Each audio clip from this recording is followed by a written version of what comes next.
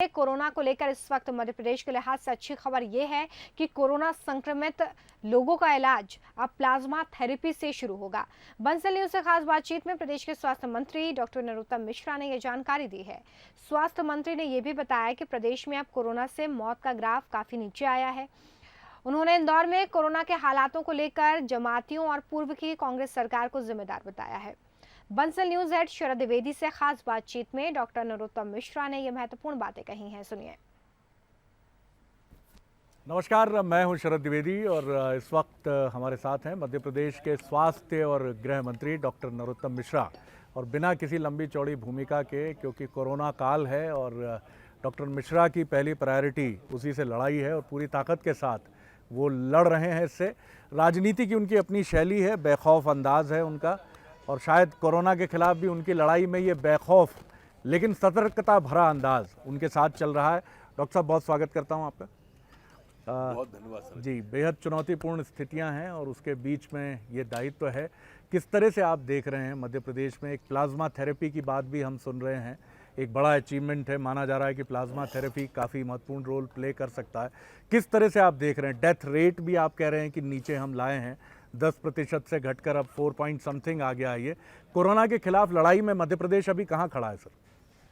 आपने शुरुआत करी कोरोना काल से, और हम कराल काल के गाल में डंका बजाएंगे, ये विश्वास दिला रहे हैं। बिल्कुल, शुभकामनाएं आपको इसके लिए। जी।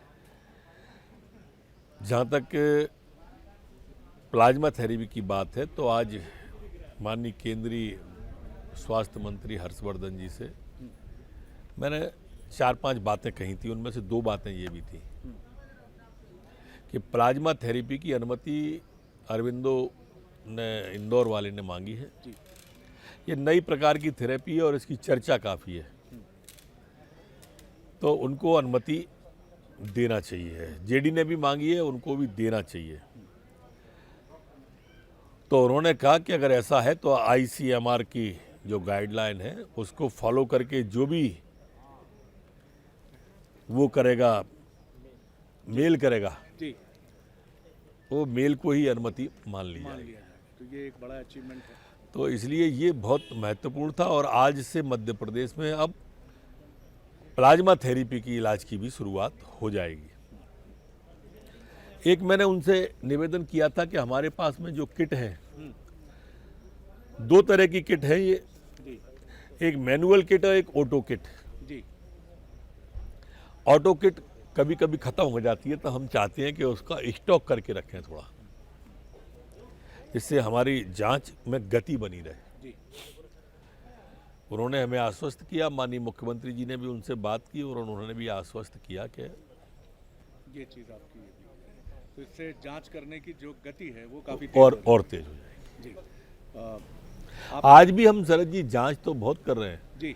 पहले हमारी जांच, जब हम 23 तारीख को यहाँ आए थे, तो 23 तारीख को कुल 60 जांच हो रही थी। पूर्व की सरकार ने इधर ध्यान ही नहीं दिया था। वो कोई ऑटो किट नहीं, कोई प्लाज्मा थेरेपी नहीं, कुल 60 जांच हो रही थी। ये तो भगवान का शुक्र है कि शिवराज सिंह जी मुख्यमंत्री बन गए और सरकार बदल गई। 2000 जांच हम रोज कर रहे हैं और 2-3 दिन में हम बढ़ा के इसको 2500-3 हजार तक ले जाएंगे। एक हफ्ते में आप देख लो। पूरी इंदौर, जिस इंदौर के अंदर जमातियों ने अपना डेरा जमा लिया, पूरी इंदौर को जमातियों ने भर दिया और संक्रमित कर दिया। कोई और दोषी नहीं है इसमें। ये सब 22 तारीख के पहले के इंटेलिजेंस की रिपोर्ट के आधार पर बोल रहा हूँ। 22 तारीख तक मध्य प्रदेश में माननीय कमलनाथ जी की सरकार थी। कोई कमलनाथ जी ने स्वयं ने बैठक नहीं ली कोरोना को लेकर, चीफ मिनिस्टर होते, जबकि इनके नेता ने 12 तारीख को इनसे आग्रह किया था, राहुल गांधी जी ने। पता नहीं इटली के कारण किया, काय के कारण किया। और उसके पहले 1 महीने पहले से केस पकड़ में आ गया था।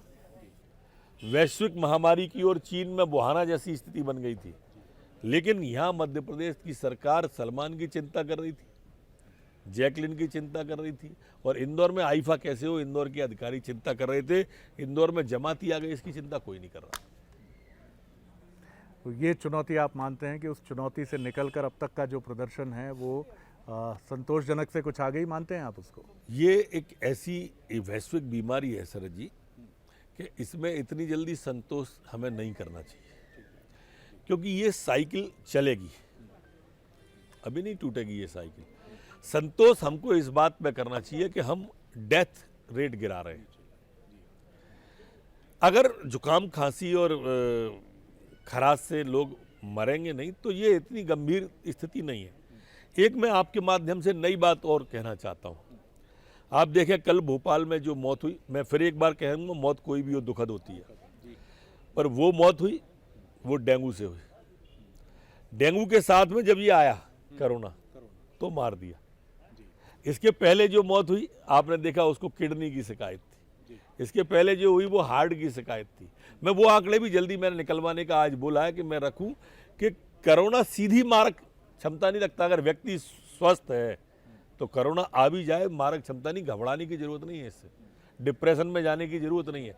इसके लिए आपको अगर सपोर्टिंग बीमारी कोई है, लीवर है, तिल्ली है, किडनी है, डायबिटीज है, तो हमको सावधानी एक्स्ट्रा रखनी चाहिए।